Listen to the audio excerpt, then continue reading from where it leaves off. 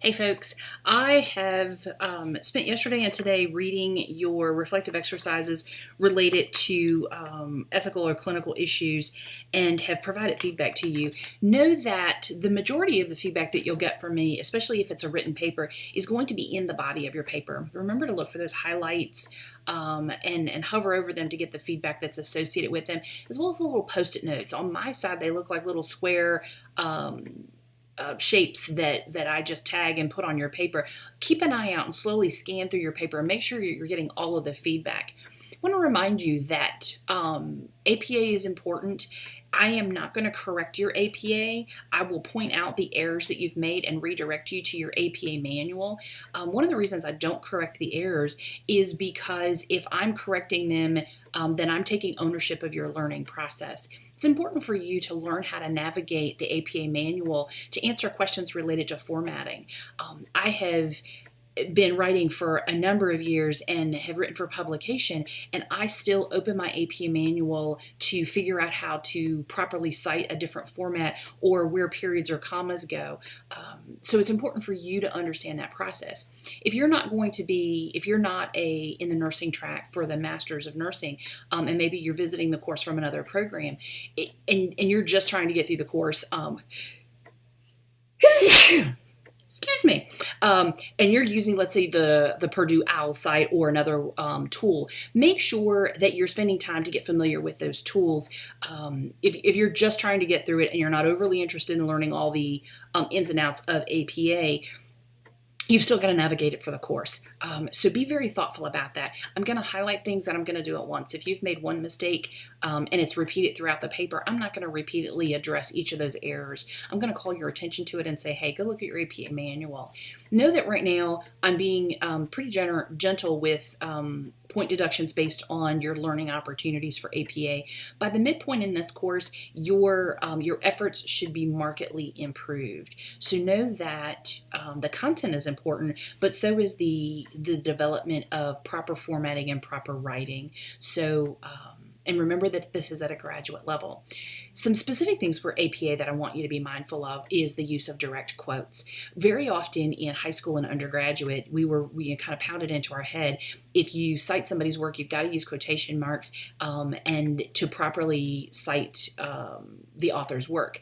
As you move into a graduate program, you need to move away from doing direct quotes and synthesize what you've read. So let's say you're in an article and there's a paragraph in there that provides a lot of really relevant detail that addresses what you are writing about in your paper. You're going to take those couple of sentences in that paragraph and you're going to put them into your own words, kind of summarizing what that author is saying in your own words, and then you're going to use in-text citations after the summation that you've provided. You want to be sure that even when you use your own words and you paraphrase or synthesize what that author is saying, that you're properly giving them credit through the in-text citation. Because you're using the in-text citation with the authors and the date, you don't have to put the name of the book that you got the information from or the title of the article. It's actually redundant and it kind of clutters up your paragraph. So say what you found and then put the credit or the in-text citation directly after that information and keep moving. You want to approach direct quotes as zebras, not horses. There is an occasion that there is just no better way to rephrase a very succinct, cogent idea that an author wrote. Normally this is a sentence or two, and it's rare. There are times that that's going to be okay, but again, I want you to approach that like a zebra, not a horse. Very rarely are you going to need to do a direct quote, and when you do, you want to use proper citation. So when you do a direct quote, anything over 40 words needs to be put in a block quote format, and your APA manual can direct you to that. Anything less than 30, you're going to put into direct quotes and embed in a sentence. You're not going to just take out, let's say, 20 words that came from an article and directly copy them into the body of your paper. You're going to put some sort of introduction. For example, you would write, the authors stated, comma, quote, and then you would drop in that sentence of direct quote, and then you would put the punctuation inside the quote, and you'd close that quote. One of the mistakes that I see very commonly in early writing for you folks is that you take the content directly from is the overuse of direct quotes and taking the content directly from its source and dropping it right in the middle of your paragraph without embedding it in a sentence and giving it context. It basically looks like this big honking train wreck of sentences, and it doesn't make any sense. So, from a direct quotes tip, just to summarize, avoid them whenever possible. Treat them like zebras, not horses. When you absolutely feel it is essential for the body of your paper, it is okay for you to use a direct quote, but you want to use that within the embedded part of a sentence and make sure that you're still using those direct, the in-text citations to give credit to the author. Avoid citing the name of the book or article that you found the source from. It's redundant and not necessary. Okay, so that's direct quotes. The other thing I want you to do is as you move forward, your papers are going to get more lengthy. You're going to need to use level headings. Right now, you're using a level 1 heading as the title of your paper on page 2. Anticipate breaking up your paper using level 1, level 2, and sometimes level 3 headings. Think about it as, those of you that may be as old as I am, if you remember the old paper outlines with the Roman numerals and how you broke up the body of your paper by topic. The level headings do the same thing. Using level headings guides your work. It also guides your reader. So if you have, let's say your assignment has 6 key elements that you need to make sure you address so that you get full credit for your work and it helps organize your paper, you're going to put brief headings to organize where content is found in your paper. So level 1 heading, think about it as like a chapter. So each time you significantly shift topics, then you're going to put in a new level 1 heading. If you are within the body of a primary element under a level 1 and you want to break it up into a little bit more granular detail, then you're going to use level 2, level 3, depending on how granular you get. What I want you to focus on right now is using level 1 and level 2 headings appropriately. This is an expectation of APA formatting, but also graduate level writing. You want to properly organize your paper, guide your own writing, as well as guide your reader. Think about when you read an article that's published in a journal. You're going to notice those headings, they're normally bold and centered. Those are considered level 1.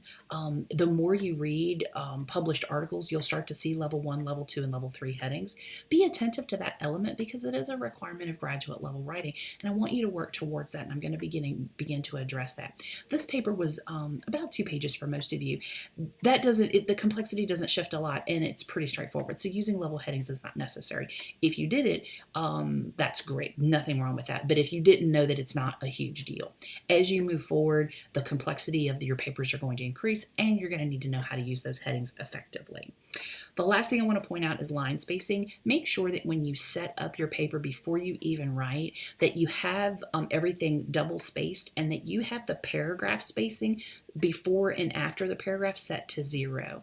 If you don't set your paragraph spacing to 0 before and after, then you're going to wind up having repeatedly larger spaces on your title page and in between each paragraph, and it throws off your line spacing.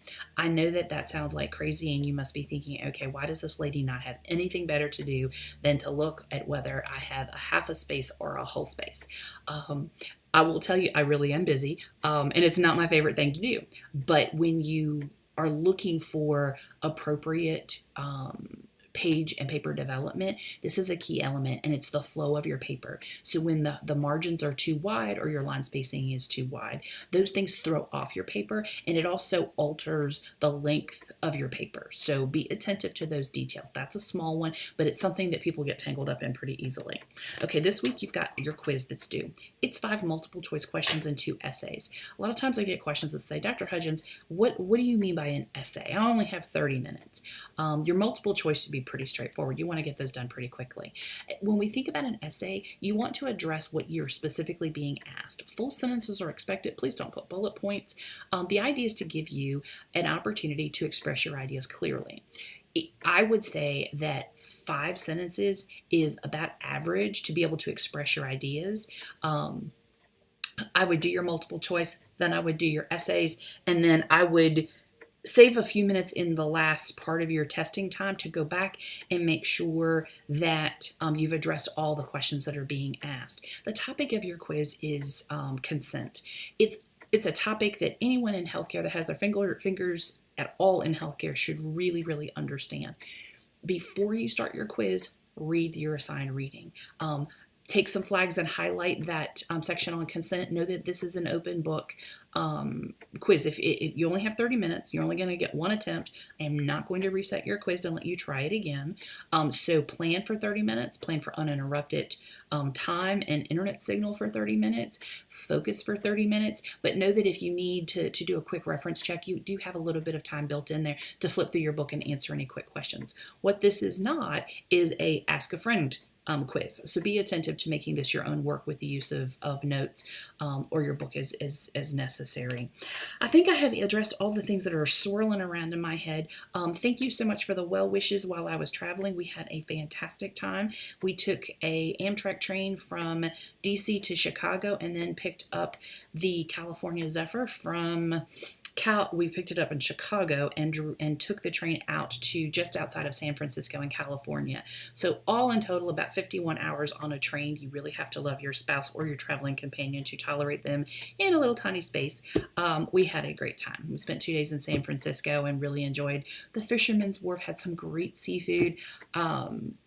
It is rare that I actually try to take a vacation, especially at the beginning of a course, but it was a Christmas gift for my husband, so we had to make it work. So I appreciate your well wishes and your kind thoughts. As I was traveling, we did have a great time, and I would recommend it to anybody as long as you take someone you really like to travel with. My favorite person is definitely my husband, so we make pretty good traveling companions, but being cooped up in a little space for days and days on end could get a little stressful if you're not madly in love with the person you're with. And you have to really like the same food over and over and over again for 3 days. I think it was 4 choices for breakfast, lunch, and dinner, and that was it. So if you're overly excited about food varieties, I would encourage you to pack something. It was probably why we love the food in San Francisco so much. We were officially tired of Amtrak food. So at any rate, know that I'm here. If you have questions or concerns or you're struggling either to understand the feedback or you need additional support, know that I'm here. I know in this world, especially if you're new to this, that this feels a little wonky and maybe disconnected. While it is a virtual course, that doesn't mean that you're on your own. I am here and I'm available. So use your resources. I will look forward to grading your quizzes next week and providing you feedback. Have a great week, folks.